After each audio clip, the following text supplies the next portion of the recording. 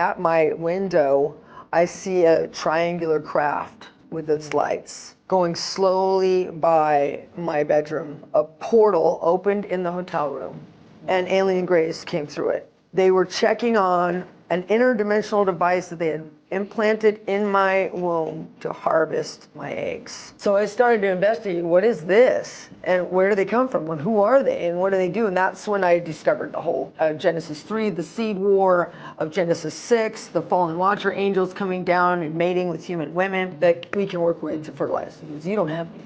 Wow. He said, you have one egg and it's black and it's dead. And then he said this, he said, it's just like they disappeared. Yeah. So, take a second. I thought it was over getting upset.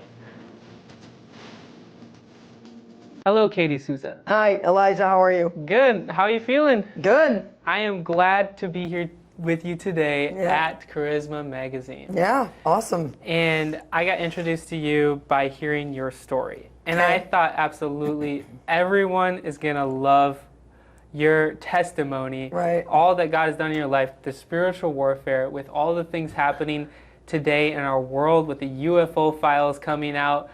Because let's just say like 5-10 years ago, people would have said, you're crazy if you believed in aliens. Exactly. But now something seems to just flip. Yeah. Like now everyone believes in aliens. Everyone believes that there's something supernatural out there, whether they believe in God or not. There's a switch that happened, and there's a veil that seems to be crossing over in some type of way where these things are starting to manifest more and more. And you have a story. So I would love to hear your story. Well, I wrote that book, like 15 years ago, and it matches what you're saying. Because it was all about, Genesis 6 and Nephilim, Genesis 3, the seed war, all of this stuff, and, angels having sexual relations with women and all the crazy stuff, and I couldn't release it. Because everybody thought I was a nut. So it's like it sat on this shelf for like 15 years. Plus my testimony that goes with it is insane. And so it was really weird because the timing, how God has timing. Last year, I'm on the Christmas roster for their authors. And they were like, okay, do you have another book? And I'm like, well, I got this, or can do this, or can do this. And I always have that Nephilim book, that Star Gods book. Just that one that pretty much is your entire life story. Right. And they were like, before they'd be like, no, we're not going to do that. And for some reason, like, you know what? I think we want to do that now. Wow. And I was like, for real? I'm like, well, now that I think about it, I'm not sure if I'm ready to tell my story and be mocked by all of mankind, And so, but we decided to go for it. And then all of a sudden, Trump started releasing the files, the tranches of, the alien disclosures. And it just like, wow, this definitely was God's timing. Because before that, half the world would have said, yeah, we believe you. And the other half would have said, you're a nut. You need to go to an insane asylum. So it was good, God's timing, it was good. Right. I mean, just the Age of Disclosure documentary came out, and the Disclosure Day movie just came out. Yeah. Like, all of this is just coming together at this time.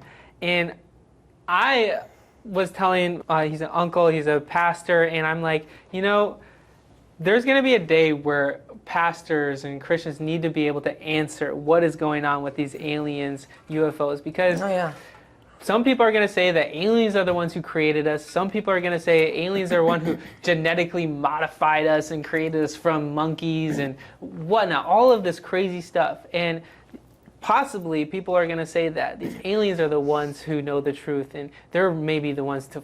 It's very timely to have Christians start to talk about this and let people know that the Bible has answer for this stuff. 100%. Yeah, for sure. If we don't fill in the blanks, other people will. And they're going to do it with doctrine that's been twisted by a perverse belief system that they might have, or just by simple guessing or whatever. That's why we have to bring to bear the scriptures and other historical documents that support the biblical text. Otherwise, everybody else is going to start guessing. We need to know for sure, because there is an end-time deception that can deceive even, if possible, even the elect. The elect, yes. So, wow, if it could possibly deceive the elect, what about the rest of the people that are just kind of like riding the fence? We need to really buckle down and search, be a Berean and search the word to know. So I would love to know, how in the world did you get into this? What got you thinking about star gods? What got you thinking about aliens and the supernatural in the first place? Well, you know, just our ministry's been active for like 20 years, and we've always been forerunning the supernatural. We work miracles. We see metal disappear from people's bodies. We see spine snapping into place. You know, operate in what the Bible calls translation or transportation, ascension, which Paul talks about, the Apostle Paul. Whether in the body or out of the body, I do not know. Whether in the body or out of the body, I do not know. I knew a man who went to the third heaven. We've always been on the fringe. What people consider the fringe, but what I consider staple of Christian life is the supernatural. Mm-hmm. If we're not supernatural, then why do we even need God? Mm-hmm. If we're just operating on our own strength. Mm-hmm. So, but for this particular topic, it was because of what I went through personally in my life.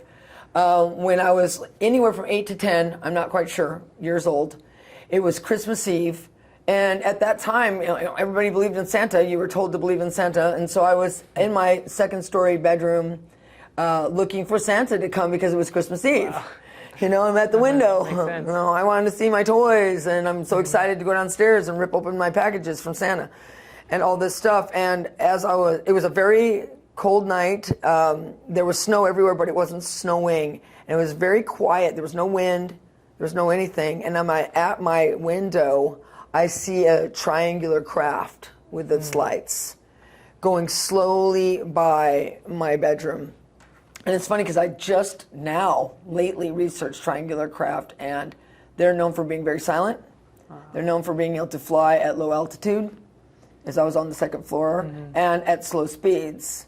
And so I see this craft, and I'm like, that doesn't look like Santa. Where's the reindeer? Where's the bags of toys? Where's the sleigh? And all this other stuff. And then shortly after that, I heard some noises, and I was taken into a deep, deep sleep. When I woke up in the morning, my parents were waking me up to go down and open presents, and I didn't even remember what I saw the night before. Wow. For decades. For decades. For decades. I think that's because one of the things that this ministry also, you know, operates in is soul healing and healing of trauma. And that is a DID, that's dissociated, you know, identity disorder, where you dissociate from things when you go underneath a lot of trauma and it gets buried in your subconscious. That's a standard thing that happens to a lot of trauma victims. And so many decades later, I actually started to understand what happened that night. Really? At what point did this happen? So I think it was almost 18 years or so now. I'd have to really go and look at the dates. But I was going to film my very first television series. If you even go on YouTube, you can see them. They're old. They're called Healing the Wounded Soul with Katie Souza. Wow. And so I was going to go start shooting that broadcast. And we had moved all of our stuff down to a hotel nearby and to the studio to get prepped.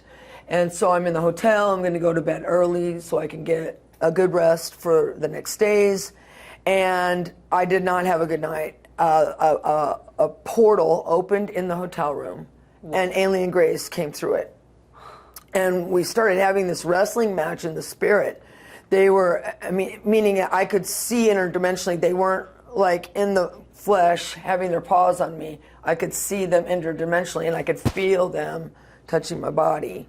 Whoa. And they were checking on an interdimensional device that they had implanted in my womb to harvest my eggs. And so this wrestling match went on all night long until like the light came through the windows. And then I got up and went to the studio and didn't tell anybody. I didn't tell my husband. I didn't tell my staff. I didn't tell anybody what happened. Because what are you supposed to say? Right. Oh, aliens showed up and they're checking on a device that they're using to harvest my eggs. You know, that sounds insane. Okay, so, and I kept that quiet, but then I started on this pursuit. Who are these beings? I mean, I was already an experienced deliverance minister. Right. And I had never dealt with these types of beings, or at least not that I could remember. So I started to investigate, what is this? And where do they come from? And who are they? And what do they do? And that's when I discovered the whole teachings of Genesis 3, the seed war, of Genesis 6, the fallen watcher angels coming down and mating with human women, producing giants. Right. And all of these things I started to learn. And then a couple years after that, my husband and I had already been married for a few years. we decided, okay, let's have children. I felt like, wow, something's happened. I have this importance to have legacy. Yeah. You know, and so we went after having, you know, making babies. We did our part, and nothing happened.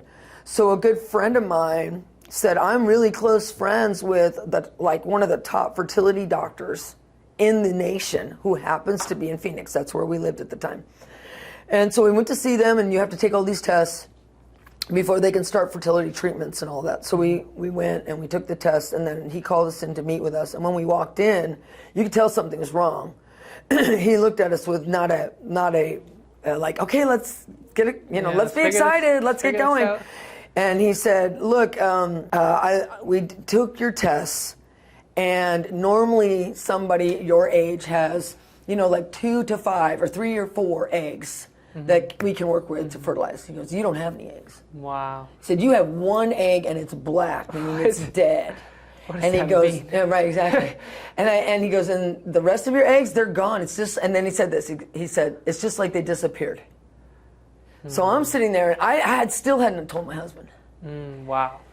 And I'm sitting there, and immediately I'm thinking about the night in the hotel.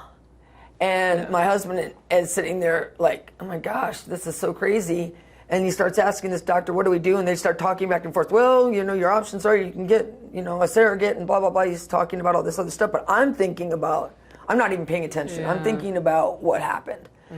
And so then we left that day, and I still did not tell the hubby. And I'm like, now what?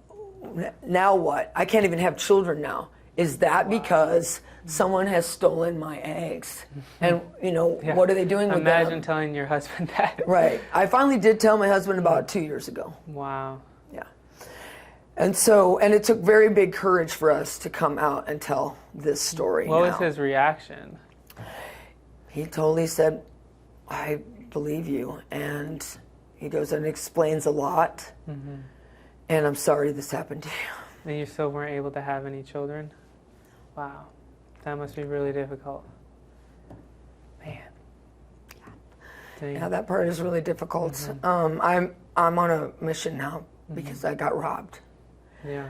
So, let me take a second. I thought it was over getting upset. It's okay. Take your time. Yeah. Okay, so a couple years after that happened, I was doing a meeting with people that carry a big anointing for the miraculous. They're a person who's related to A. Allen, who used to do, you know, Big Tent ministry and have a lot of miracles. And so I was really pressing in, worshiping, and a lot of stuff was going on during the meetings. And a deep realm of revelation opened up, and I was able to see in the spirit. And I saw a vision. The Lord said, I want to show you something. And I saw a vision. I saw a vision of this child, about 8 to 10 years old, and wearing this private school uniform. You know, the little jacket with the little private school emblem, a little tie. Was carrying like a bundle of like 3 books with a leather strap around the books.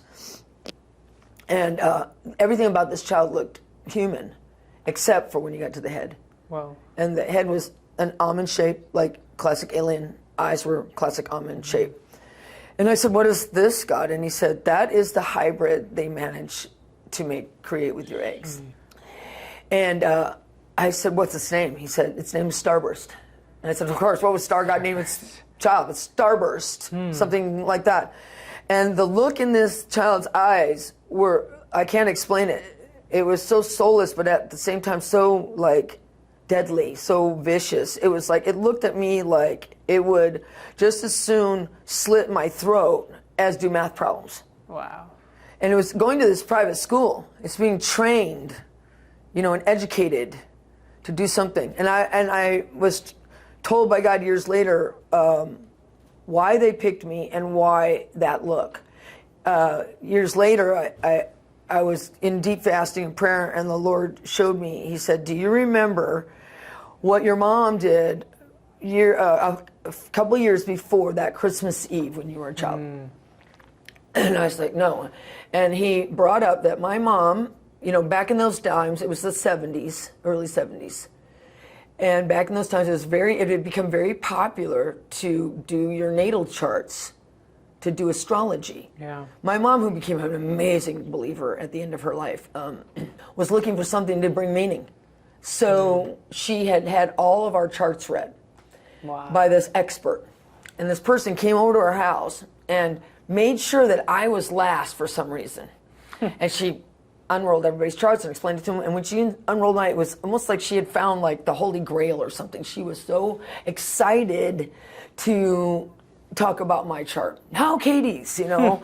And she unrolled this huge scroll, this huge chart, and began to explain there was houses and all these things on it. I still don't understand all the stuff and symbols and numbers and degrees and things like that. She was talking about all the planets being in specific positions, and so she's unrolling this chart, and there's all these houses and symbols and degrees and numbers and things like that, and I don't really understand it even to this day. But I do remember what she said in the end. She said, you are a triple Aries. She goes, you are an Aries on the cusp of Aries with Aries rising. You're a triple Aries.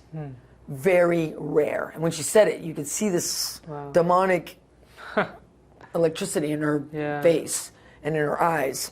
And, well, Aries is god of war. Yeah. He's associated with the planet Mars. Okay, my whole life, that's me. God of war. I mean, I was on the streets.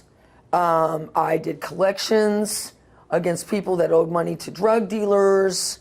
I would rob people. I terrorized people. I terrorized people. And I was vicious. I was mean. I was violent. You name it. I mean, I ended up going to prison. I ended up going to jail 12 times and then to federal prison. Sheesh. I got sentenced to 12 and a half years in federal prison. 12 and a half years, wow. I actually won my case and got out early. Okay. Okay, but I mean, that was my whole life. Do you think that's because? Aries, on the cusp of Aries, with Aries rising, god of war. The god of war was released on me through the reading of my chart. Right. How do they determine your chart? Is it just based off who you are, or like the day you were born? They look at everything. They look at your birth date, your time you were born, where you were born, everything else. And then they correlate the position of every planet, of every constellation, of every star at the time of your birth. And then that's how they figure out, you know. Fascinating. Yeah. So I'm curious if that's the reason why you think that you were having all this trouble, you were wanting to fight, or is it because of these aliens coming in doing procedures on you? I think it's all the above, right? I think number one, it's almost like a contract. When that chart was read, it was decreed over me. I believe that that's why I was chosen for the visitation. Because if you're gonna blend genetic material from a star god, specifically Aries, god of war, with a human woman, because that's what the fallen watcher angels did with the human women. They interbred with them. Okay, who would you pick if you wanted to create the ultimate warrior? Because Aries is the god of war. You would pick a human woman that was purebred Aries, quote, purebred Aries. Yeah. I believe that that's why I was picked. Because I lived in the middle of nowhere. What are they doing out there? Yeah. What are they doing out in the middle of nowhere? I mean, they're experts at reading charts. The star gods are expert at reading charts. If you look at the Book of Enoch and you see there was 200 watcher angels that came down in Genesis 6. Well, they actually named 10 of them. And I can even go and read the names of them. Yeah. And you'll see what it says. Kokobel. Now listen to this. Kokobel taught, this is from Enoch 1 Enoch 8:3, taught the constellations. These star gods are experts in reading charts in the stars because they used to be guides to the luminaries. We'll talk about that in a minute. Okay, so then Sariel, quote, this is from Enoch 8:3 also, chapter 8 verse 3. Sariel taught the course of the moon. Okay, Shamshel, he was the guardian that taught the, quote, signs of the sun. Ezekiel, he taught the expanse or the, quote, knowledge of the clouds. Okay, Baraquel taught astrology.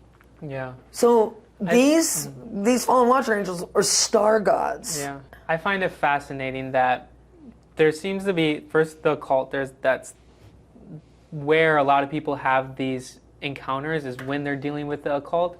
But yeah, 100%. And obviously in the Book of Enoch, there was this transaction taking place. And some people think it was for knowledge, for technology. Like you're saying, witchcraft type things. These people got some knowledge for exchange for the women. Yeah. And that's fascinating that contractual. You're saying. Mm-hmm. I'm curious. I'm wondering, did your mom receive anything for bringing all of this together? Like, so many times in the Old Testament, I'm assuming when they sacrifice, let's say, even the worst of the things to Moloch, their child sacrifice, they're hoping that they receive crops. They hope they receive rain or something. Was she hoping, like, she could receive something from, the star gods or I don't think she had that much knowledge of death of what she was doing. I think it was just like so popular that, I mean, they were starting to talk about astrology on all the television shows then. There was only 3 networks back then, and everybody's hinting about this. Nancy Reagan, the president's wife, had her, her own personal astrologist. Yeah, it was a trap. So I don't believe that is the case with Mom. But I think a lot of these things, like you asked me, did I believe that this was part of my violence? Absolutely. I think that was that demonic decree was made over me, and that's who the enemy would like me to be, is the Aries, on the cusp of Aries, with Aries rising. So I had to break that with the power of Jesus Christ, who is the day star, the bright and morning star that arises in our hearts. He overshadows every star god.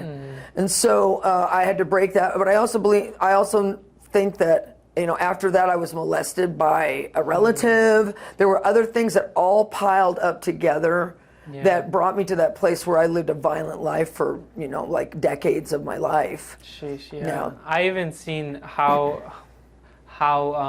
spiritual molestation is, and how much it affects someone's life literally for the rest of their life. It seems like because of this, something just happens and it allows the enemy to work in someone's life where, I don't know, it just causes them to have this trauma, this psychological damage within them because of this one thing that the enemy used. This, even sometimes random people do random, like, seems so random, but it's such a spiritual warfare when people do inappropriate things with the younger children or whatnot, and it affects them for the rest of their life. And I've seen that, and I'm saying it's more than just a physical act. It's something so demonic and spiritual that it really breaks my heart. Yeah, I mean, there's a splitting of the soul. There's an implantation of demonic powers that are able to come into the soul because there's an opening, a split in the soul. That opening provides that doorway, that legal landing strip for demonic powers to come in. You see a lot of people that were molested or ever turning to the occult because of things like that. Yeah. Because of what happened. Yeah, it's so sad, and it seems like the child who's getting molested is just so innocent, but the enemy comes to steal, kill, and destroy. And it breaks my heart. It's all connected. Yep. It is. You were going through all this trouble now. You're going in prison, and you're dealing with all of this stuff. When did you get set free? When did you, There was a process, right? There was a process. I didn't even realize what had happened with this, with the alien visitation I had, till I was in my 50s. Wow. But, I was walking out with God, getting healed of being molested. And that was a big undertaking, and then, other things, getting healed of all of the consequences of all my sin. I mean, I was taking drugs and collecting from people and being violent. So there was this systematic journey I went on for years to get healed of all this stuff. And with this, God began to show me, all the other stuff they're doing and how they're connected to the planets and things like that, and how they will deceive the populace, and how come so many people that are Christians have rivers of living water in them, but yet they're aging. I mean, all this stuff began to unfold because I had this encounter. So one of the first big revelations I had was that knowing that when these beings arrive out and out. They're going to claim they're from other planets, and a lot of people believe that, right? But in reality, they actually are. So let me explain. Yeah. Okay. Is this where you're going to expound on the star gods? Yeah. Okay. Okay. Because you've been bringing that up a little bit, so I'd love for you to expound on the star gods for sure. Okay, so I'm like, what is that all about, Lord? And I'm not trying to say that they're traveling only back and forth between other planets. They're interdimensional beings. So they can use doorways, they can use wormholes, they can use all this stuff to travel. Okay, but with the other planet thing, this is what God showed me when I was reading the Book of Enoch. I was reading Enoch and I got to chapter, I think 72. And what it talks about is that an angel named Uriel is giving Enoch a tour. And he's starting to show him the universe. And in that process, he first shows him what's called the Book of the Laws of the Luminaries. And it's a whole detailed section in 1 Enoch about these laws that God created to govern the spin of every planet, the courses that those planets take in their orbits, where they rise, where they set. There's actually laid out laws. And then Uriel, as he's talking to Enoch, this angel, he reveals that he is the head over thousands of, quote, guides to the luminaries. This is the phrasing it uses in the Book of Enoch. Guides to the luminaries. So he's the head over thousands of these guides to the luminaries. What are these guides to the luminaries? Well, just like in the Book of Revelation where it shows that angels are over the winds, they're over the mountains, they're over the seas, God's angels are his servants. And just like they minister to those who will receive salvation according to the Book of Hebrews, they also, various angels are assigned over every part of God's creation. The oceans, the mountains, the seas, the winds. That is indicated in like the Book of Revelations. Okay, but they're also over the planets and the stars and the constellations. These beings, these angels, are assigned to make sure every planet, every constellation, every star actually follows and obeys the, quote, laws of the luminaries, the book of the laws of the luminaries. Book of the law of the luminaries. So God assigned angels to all these different planets and all these different stars. Okay, well, guess what a big contingency of angels are that fell with Satan when he took a third of the stars, the angels, out of the heavens. It's these guides. A lot of them were the angels connected to a planet. They were over entire planets. They were over entire star systems. They were over entire. If you're the devil and you're going to do a rebellion, who are you going to take with you? One of the most powerful classes of angels, the ones that are over entire planets. Wow. Okay, I want to read this thing from Revelations. Okay, to show you what I'm talking about, because this is important because they want their planets back. So they lost them. They lost them. Because they fell. They rebelled against God. Okay. Exactly. They lost them and they want them back. And Earth is the crown jewel. Earth is the center. And everybody says, well, there's other planets out there with other civilizations. But the Bible says that in the time of the end, God is going to roll up the stars and the planets like a scroll. I mean, he's going to demolish all of the rest of the universe. Earth is the center crown jewel. We are the center. His creation, his children, where we live. The rest of it is all consequential. Okay? His focus is Earth. His focus is mankind, who his son came to die for. His son didn't come to die for other beings that live on faraway planets. Because all those are going to be rolled up, quote, like a scroll. Wow. They're going to be destroyed. Okay, he came for us. So I want to go to this Revelations 12 because when we read this verse, it's so incredible. So Revelations 12:4 says he dragged a third of the stars and flung them out. Now, are those literal planets? No, stars are connected with angels. Spiritual beings, right? Yeah. No, but why? Because they're the guides to the luminaries. That's why when the Bible uses the word stars, it's talking about angels and actual planetary bodies. Right. Okay, so he does this, and then it says, and then war broke out in heaven. Michael and his angels went forth to battle the dragon, and the dragon and his angels fought, but they were defeated, and there was no place found for them in heaven anymore. You know what that word place means? Location. You see, when this fight didn't happen in the throne room of heaven, that word heaven is orenos. It means the abode of God in heaven, but it also means this, the stars, the universe. This was a little Star Wars. It was all the guides to the luminaries that had been assigned to watch over each and various planet that Satan talked into rebelling with him. And now they're fighting for possession of the planets, of the universe. They're fighting for possession of the galaxies. It's a little Star Wars. That's why the war broke out in heaven. It's referring to the universe, to the galaxies. Okay, and when it comes down, it says, and they were defeated by Michael and his angels, and there was no place found for them in the stars anymore. Meaning, that word place means location, meaning their place that they had as governors, as guides to each luminary, there was no place found for them anymore. They lost their governing position over each planet and each star, and now they want it back.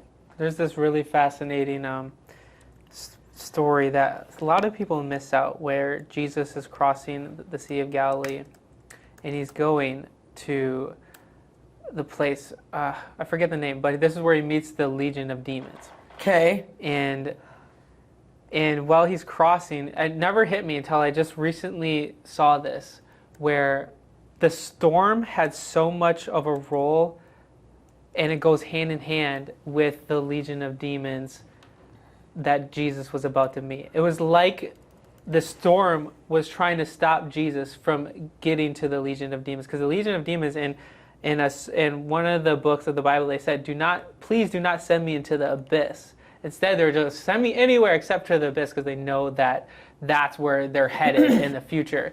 But I know it's funny how you mentioned how their angels are in control of the wind and the waves and certain stuff. So I'm thinking that the demons were trying to use this terrible storm to stop Jesus. And Jesus doesn't say, calm down. He rebukes the storm. So I thought there was a fascinating correlation with the Okay, so let me prove your point. You ready for that? Let's hear it. Prove your point, okay. And I don't know if you want to use this or not, because it's a little bit out of context with where we're going, but it might be connected.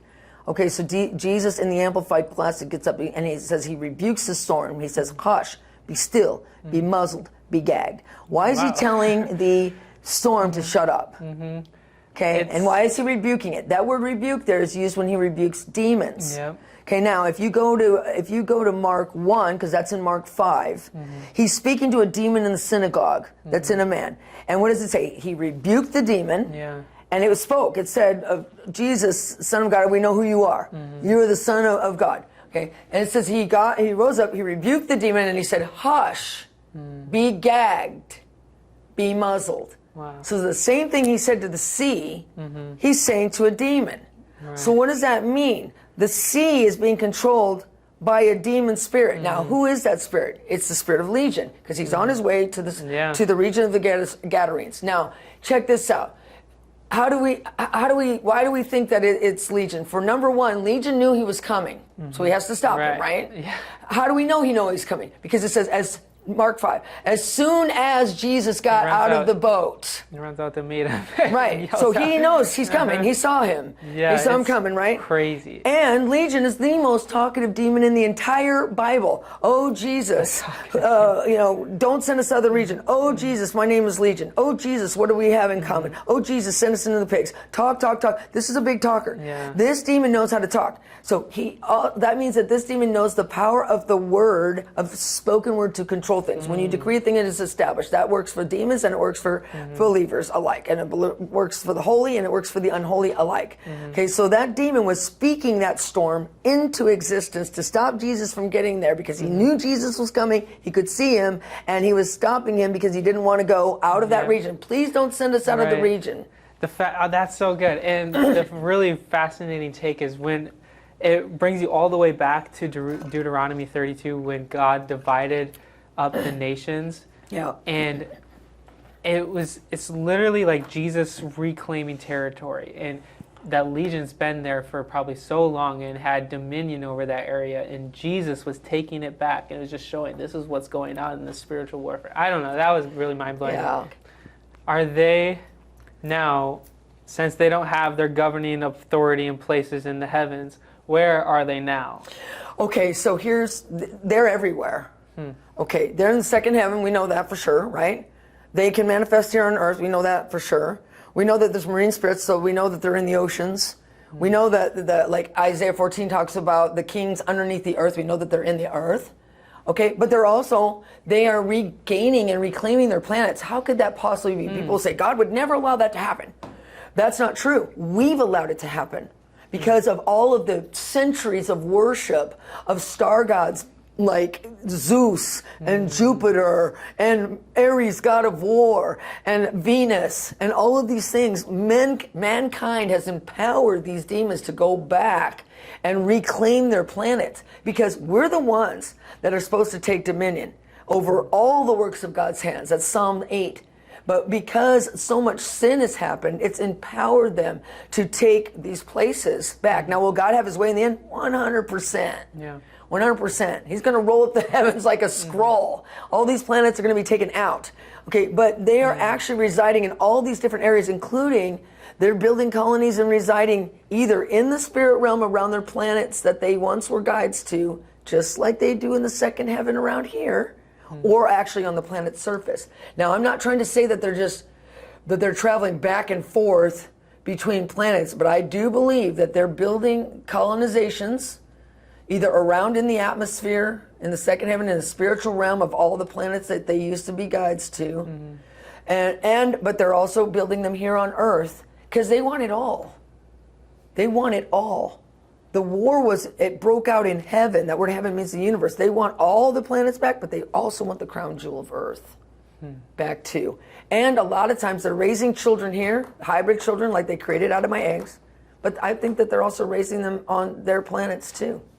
Because Satan said, I will ascend and put my throne. What does he say? He says, this is Isaiah 14. How you have fallen from heaven, O light bringer, O day star, son of the morning.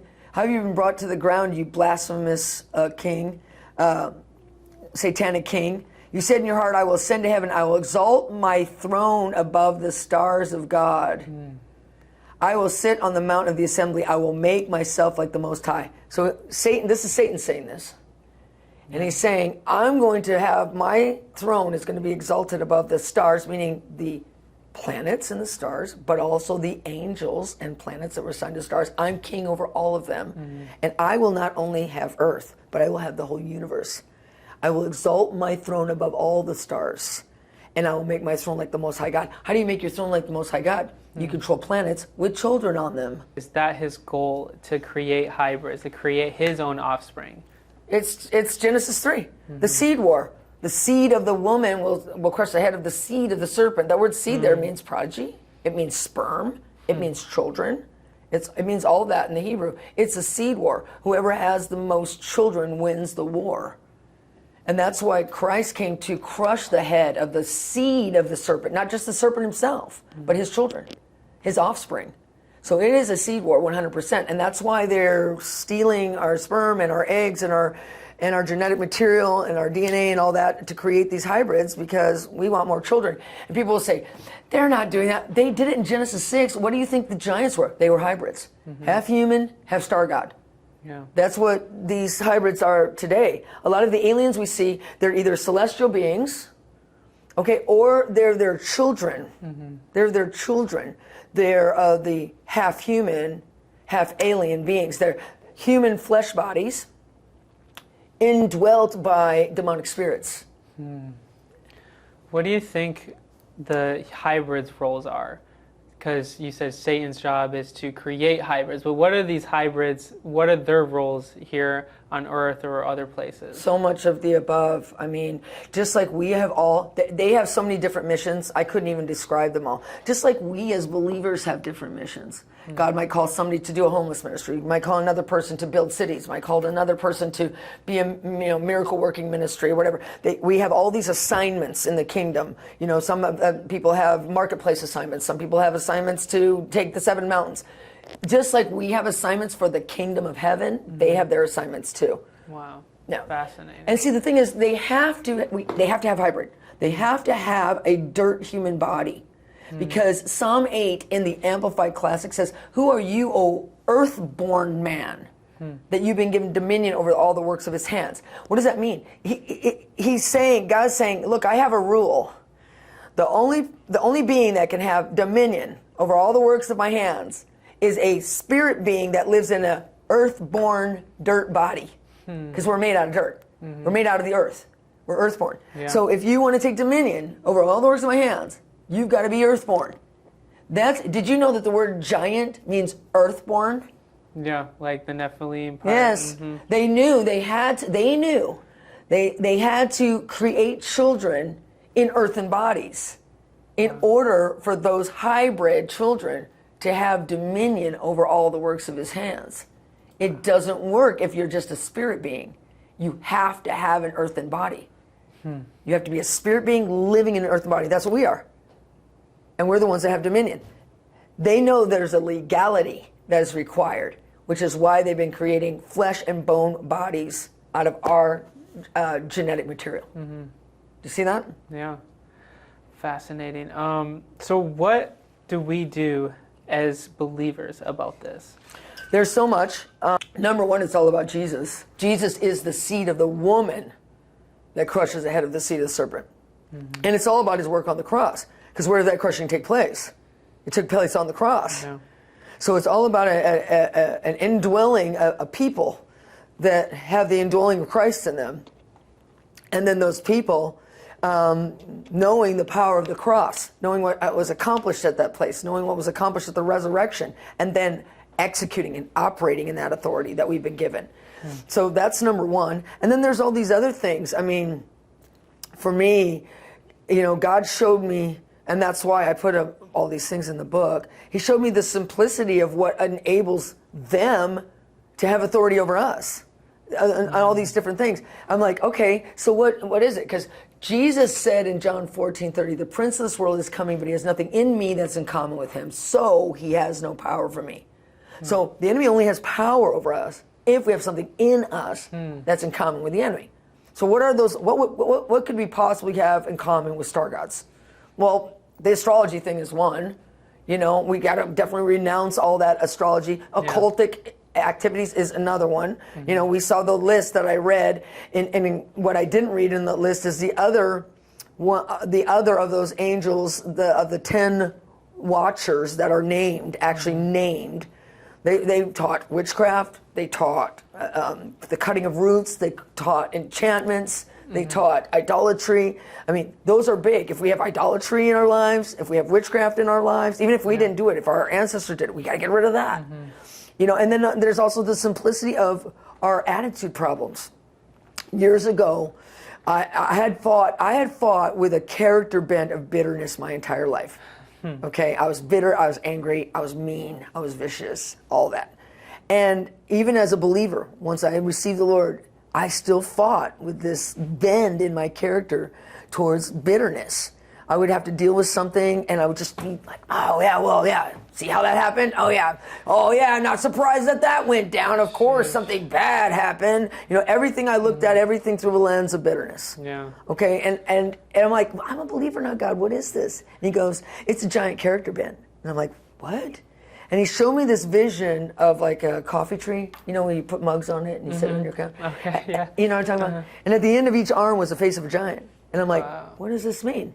And so I looked at the word coffee, and it means bitter water.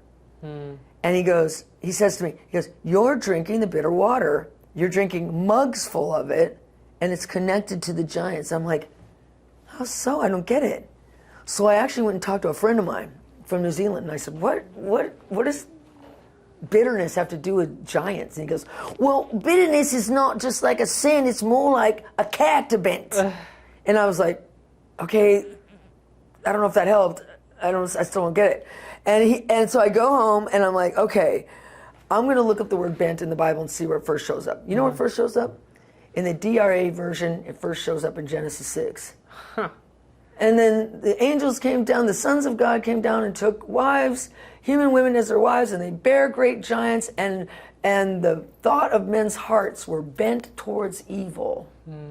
See, all the stuff they taught us, the witchcraft, the astrology, the idolatry, the metalworking, all this stuff is bent men's hearts towards evil so much that everyone had to be killed in the flood. Yeah.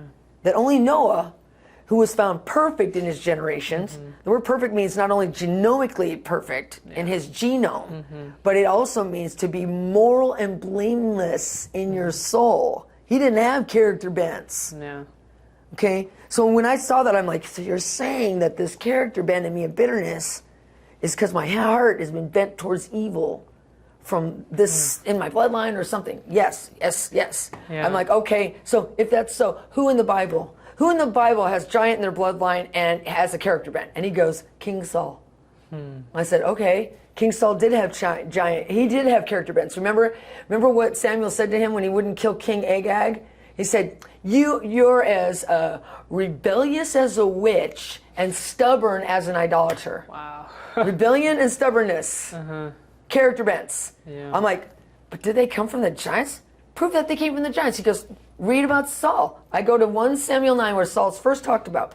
And it brings his genealogy. And it talks about his grandfather. Then it talks about his father, Kish, who was a mighty man. Wow. Really?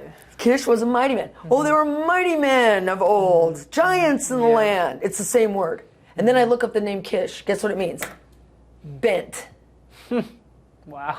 He had giant in his bloodline, Saul did. And it bent his heart towards evil. And he had these character bents that disqualified him from being king. Now get this, the next verse says this.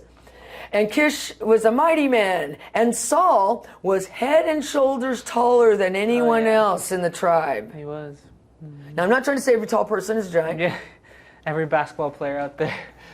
But for the Hebrew people, tall people are not normal. They are smaller in stature. But head and shoulders taller was Saul. And his father's name was Kish, which means bent, and who was a mighty man. He had giant in his bloodline. And that's why he couldn't kill he couldn't kill the Goliath. Because he had something in him that was in common with that giant. So he had no power over that giant. That's why David, who was a man after God's own heart, had to kill Goliath. Wow. So see, I had this in my bloodline too. And I had to get rid of it. And a lot of people have it. And they have to get rid of it. Do you think that could be similar to like a spirit of anger too, where people deal with anger and it's like something that overcomes in them and they become like a different person? You can see like something flips and they can't hear anything you say. They just have such an anger problem. 100%.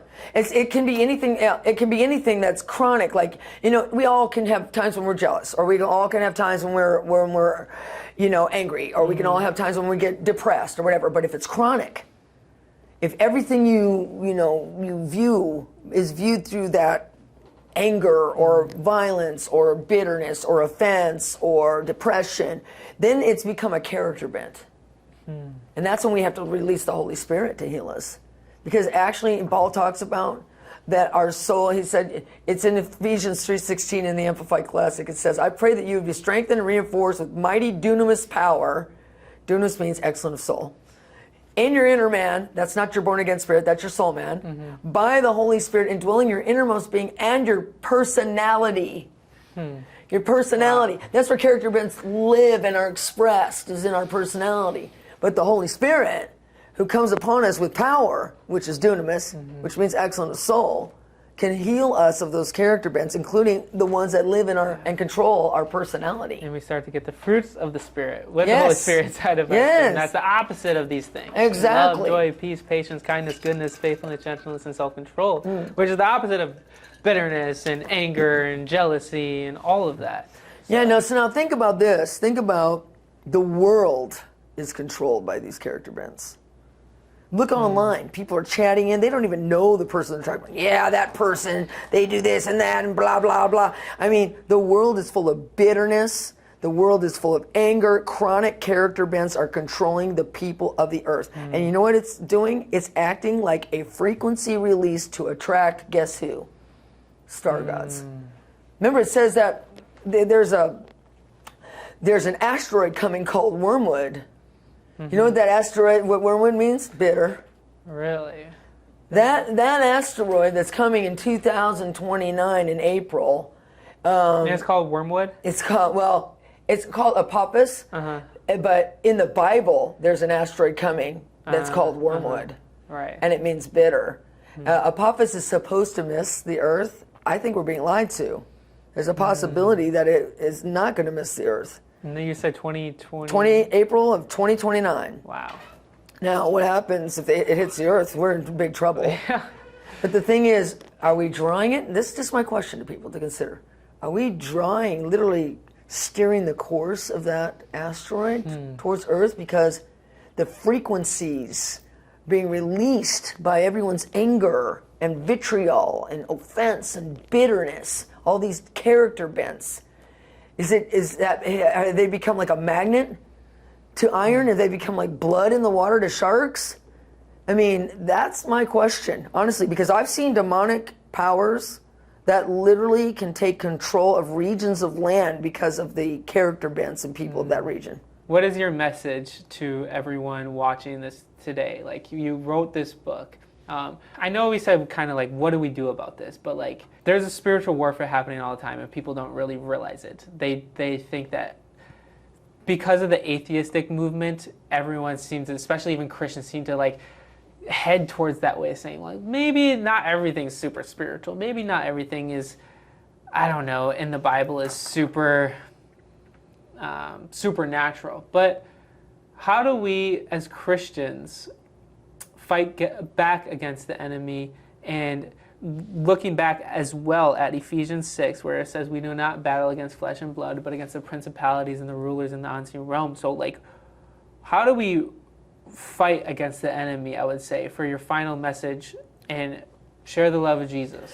Okay, so in Ephesians 6, you just listed we fight against, we're not wrestling with flesh and blood, but against principalities, powers, rulers. That word rulers, that when you look it up, it's cosmokratos. That's the Greek word there. It's two words, cosmokratos. It's together, but it's made up of two words as its root. Kratos, which means the devil and his demons, and cosmos, the cosmos. We are wrestling with the devil and his demons that are connected to the cosmos. This is one of the biggest categories of demonic assaults that we are wrestling against. And that's the Apostle Paul saying that. Okay? So we have to know all these things. The Bible calls the devil the evil genius ruler. Okay? But we have the mind of Christ.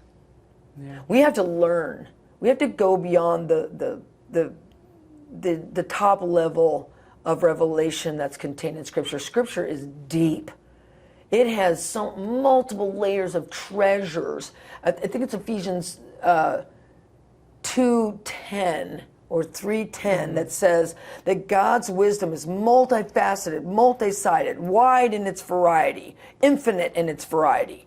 I mean, that's in the Amplified Classic. There's so much gleaning. We need to throw ourselves into the Scriptures and find the keys. Yeah. I mean, I don't want to say this to make people think that I'm, trying to self-promote, but honestly, get the book, because there's stuff in there that shows how they're able to cause sicknesses. This is stuff in the Bible, that they're causing crippling diseases. I mean, that's the guy that crippled from the womb in Lystra that was healed by Paul. Yeah. And then they called them Mercury and Zeus. They called them by the name of star gods. It means that those star gods made that man be born crippled from the womb. I mean, I work miracles and see spines snapping into place, and I'm casting out star gods.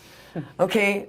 With the authority of Christ. Yeah. I mean, we have to learn this stuff. They're making us deaf and dumb. The kid at the bottom of the Mountain of Transfiguration, he was moonstruck. He was an epileptic and he's deaf and dumb. He's moonstruck. That means there was a star god attacking him.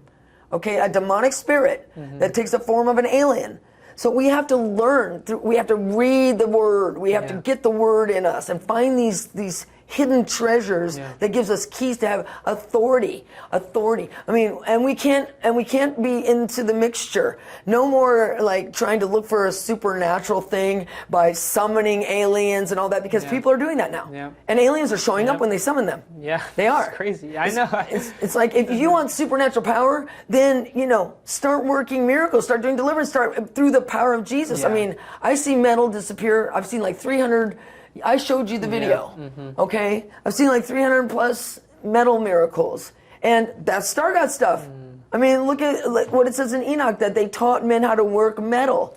Look at Goliath's supernatural, look at his advanced metal armor that he had on. Look at Judges 4 and 5, where it says that there was a guy named Sisera who had ruled over the Israelites for 20 years with 900 iron chariots. Where did they learn how to make 900 iron chariots? Well, an angel comes in Judges 5 and calls him Sisera a mighty man. Wow.